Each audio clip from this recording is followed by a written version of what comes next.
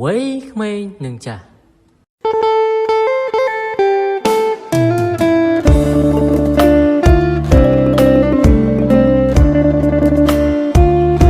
មុនពេលអស់ទាំងថ្ងៃអាក្រក់មកដល់មុនអស់ទាំងឆ្នាំមកជិតដែលឯងនឹងថាអញអស់សប្បាយហើយសាស្តាជំពូក12ខ1កាលខ្ញុំនៅក្មេងម្ដាយរបស់ខ្ញុំប្រាប់ពីទីបន្ទាល់របស់ពូម្នាក់ថាមុនពេលគាត់ទទួលជឿព្រះយេស៊ូវគាត់បានធ្វើរឿងល្ងីល្ងើនិងអាក្រក់ជាច្រើនពេលខ្ញុំឮរឿងនេះហើយធ្វើឲ្យខ្ញុំគិតថាខ្ញុំគួរតែធ្វើគ្រប់រឿងដែលខ្ញុំចង់ធ្វើឲ្យហើយពេលនៅក្មេងហើយខ្ញុំចាំកាលណាខ្ញុំមានអាយុចាស់ចាំខ្ញុំដើរតាមព្រះយេស៊ូវ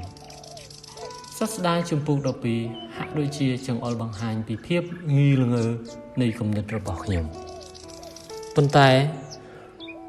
បើសិនចង់រងចាំរហូតដល់ចាស់ទើបទទួលជឿព្រះយេស៊ូវគ្រីស្ទនោះ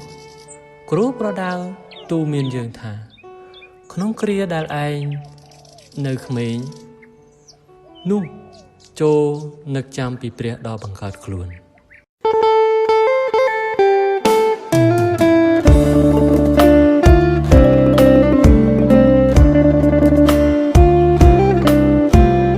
គ្រូប្រដៅបន្តទៀតថាមុនពេលអស់ទាំងថ្ងៃអាក្រក់មកដល់មុនអស់ទាំងឆ្នាំមកជិតដែលឯងនឹងថាអញអស់សប្បាយហើយមុនពេលរូបរាងកាយយើងចាប់ផ្ដើមខូចឬបាក់បែកចូលស្វែងរកព្រះអង្គម្ចាស់គ្រូប្រដៅកំពុងតែអំពាវនាវឲ្យយើងនឹកចាំពីព្រះដែលបង្កើតខ្លួនមកគឺឲ្យយើងរស់ក្នុងទំនាក់ទំនងឲ្យត្រឹមត្រូវជាមួយទ្រង់ក្នុងអំឡុងពេលយើងកំពុងតែពេញកម្លាំងកំពុងតែរីកចម្រើននឹងពេលអ្វីៗដើរដោយរលូនព្រោះជាពេលដែលយើងតែងតែគិតថា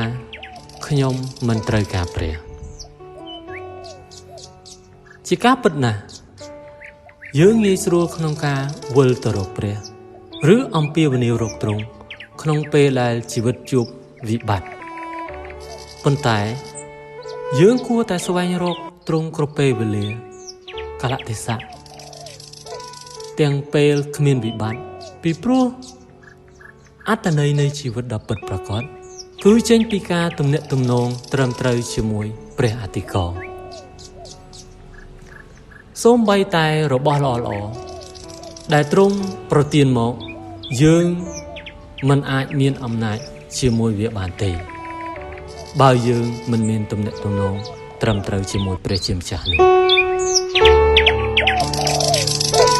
លើពីនេះទៅទៀតគ្មាននរណាម្នាក់អាចដឹងថាយើងស្លាប់នៅពេលណាទេដូច្នេះហើយយើងមិនគួររងចាំឲ្យយើងចាស់សិនចាំទទួលជឿព្រះយេស៊ូវឬចាំបម្រើទ្រង់ឬកោតខ្លាចដល់ទ្រង់នោះទេសូមធ្វើឥឡូវនេះចុះ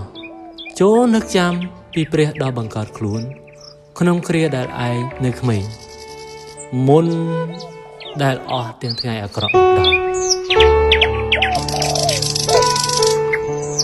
ពិចារណាបន្ថែមហេតុអ្វីបានជាគ្រូប្រដៅទូមានយើងឲ្យនឹកចាំពីព្រះដែលបង្កើតយើងមកពេលនៅក្មេងដល់ឡើយតើវាផ្ទុយពីទស្សនៈរបស់មនុស្សដែលនិយាយថាចាំចាស់ចាំទៅវត្តយ៉ាងដូចម្ដេច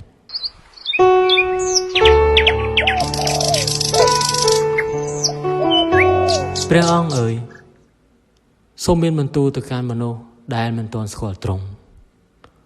កុំឲ្យគេពន្យាពេលក្នុងការទទួលជឿទ្រង់ឡើយសូមជួយឲ្យពួកគេដឹងពីភាពបន្ទាន់នៃការវិលត្រឡប់រកទ្រង់វិញកូនអើ